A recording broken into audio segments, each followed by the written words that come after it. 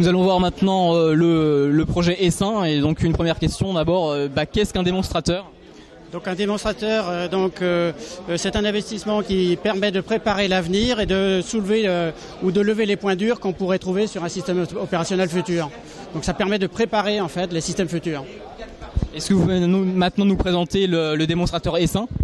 Donc le démonstrateur Essin, il est constitué de 4 microsatellites qui sont d'une taille d'une machine à laver. Ça fait à peu près 60 cm par 60 cm par 80 cm.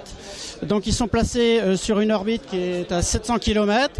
Ils font donc le tour de la Terre en 700 km à peu près. Donc l'objectif c'est de localiser les radars et les émetteurs de communication. Donc il ne s'agit absolument pas d'aller chercher le contenu. Il s'agit vraiment de localiser. Et alors au niveau militaire, ça sert essentiellement à savoir où se trouvent les positions adverses, donc la position des radars et des systèmes de communication. Donc je dirais que le démonstrateur a été constitué sur la base de technologies civiles, ce qui permet de réduire les coûts et d'anticiper sur les problématiques que l'on pourrait avoir sur les systèmes opérationnels. Donc ce système a vocation à déboucher sur un système opérationnel plutôt européen qui nécessite de gros investissements. Et donc actuellement nous sommes à la recherche, je dirais, de collaborateurs et de financement pour le futur système. Donc l'expérimentation est en cours depuis déjà 2004.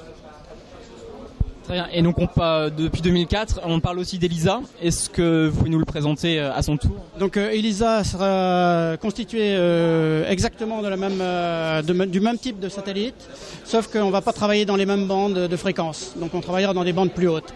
Donc les objectifs sont les mêmes. Très bien. Et à la fin de ces deux démonstrateurs, est-ce qu'on passera à une réalisation cette fois-ci du projet en mode non démonstrateur ? Oui, tout à fait. Donc il est prévu à terme, à l'horizon 2014, d'avoir un système opérationnel à partir du moment où il y aura les financements, bien sûr. Vous parliez tout à l'heure de la difficulté de trouver des partenaires européens dans ce domaine. Est-ce que vous pouvez nous expliquer pourquoi ? En fait, c'est un domaine quand même qui est très particulier. Les ondes électromagnétiques par rapport, à l'image, c'est beaucoup plus facile de convaincre les gens dans le domaine de l'image plutôt que de les ondes électromagnétiques, où finalement les besoins en termes de localisation des radars et des moyens de communication, ce sont plutôt des problématiques qui sont très très proches des milieux militaires et très peu utilisées au niveau des milieux civils. Merci beaucoup.